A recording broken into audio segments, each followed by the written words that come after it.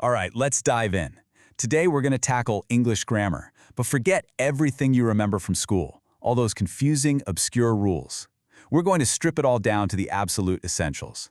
We're talking about a simple blueprint for clear, confident communication, just by focusing on the few things that make the biggest difference. So I know what you're thinking. We've got autocorrect, we have AI that can write entire emails for us. Does any of this grammar stuff even matter anymore? It's a really good question. But here's the thing. Grammar is so much more than just avoiding those annoying red squiggly lines. It's about being clear, being credible, and honestly, it's about respecting the person you're talking to. Let me show you what I mean.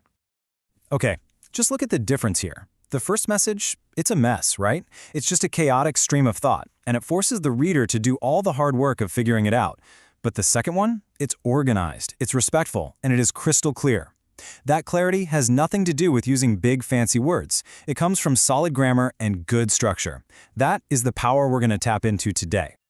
And the way we're going to do it is by using the 80-20 principle. You've probably heard of this. The idea is super simple. About 20% of the grammar rules out there will solve 80% of your writing problems. So if we just master a few core ideas, we can make a huge improvement in our writing without having to memorize an entire textbook. It's all about working smarter, not harder. So here's our game plan. We'll start with a quick look at why this all still matters. Then we'll get into the core building blocks of language. After that, we'll use those blocks to craft clear sentences, add a few punctuation power-ups, and finally, we'll wrap it all up with your key takeaway. Sound good? Let's go. All right, first up, the core building blocks. I want you to think about language like you're building a house. You can't start putting up walls or worrying about the roof until you have a solid foundation, right? You need your bricks and mortar. Well, in grammar, that's our nouns and verbs. Let's start with the brick itself, the noun. A noun is just a person, a place, or a thing. It's the who or the what of your sentence. Every single clear idea has to be about something, and the noun gives us that solid ground to build on. Take a look at this. Who or what is this sentence all about? It's about the mail carrier. That's our noun, that's our subject. It anchors the entire thought. See? Simple as that. Now for the mortar that brings it all to life, the verb. The verb is the engine of your sentence. It's the action word. It's what the noun is doing, or it's a state of being, what the noun is. You know, without a verb, a noun is just kind of sitting there. But with a verb, suddenly it comes to life. And this example is perfect. The verb here is smashed. It's not just an action, it's a powerful, energetic one. It tells you exactly what they did. The verb is what gives the sentence movement and tells the story. Okay, so we've got our bricks and our mortar, our nouns and our verbs. Now it's time to actually start building something.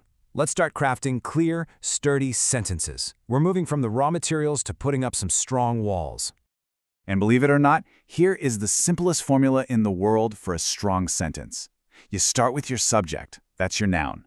You add a predicate, which is really just a fancy way of saying the verb and whatever comes after it. And boom, together they make a complete thought. That's it. That's the blueprint.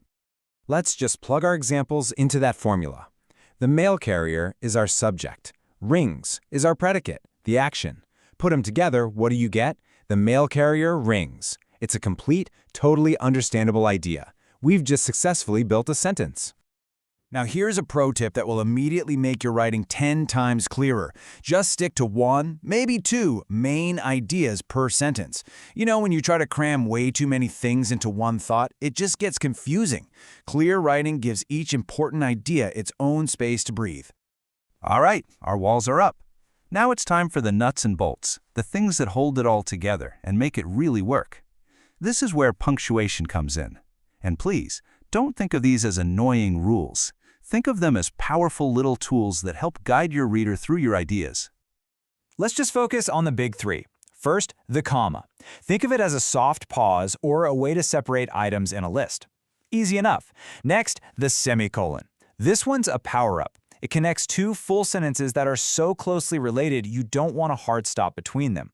Honestly, use one of these correctly in an email and you'll instantly sound like you know what you're doing.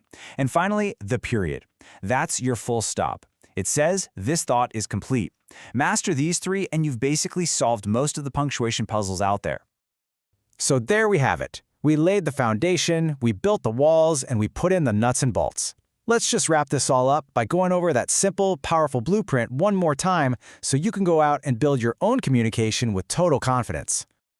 So here's your blueprint for clarity. Number 1, always start with a solid foundation of nouns and verbs. 2, build simply.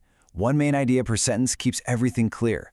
3, punctuate with purpose. Use those little marks to guide your reader, not confuse them.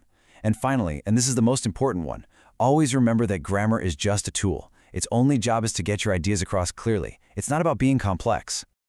We've covered the 80-20, the real heavy hitters of grammar that you need for clear communication. So I'll leave you with this question. What's the one thing, the one tool from this explainer, maybe it's that one idea per sentence rule, or maybe it's using a semicolon, that you are going to use to make your own writing clearer starting today?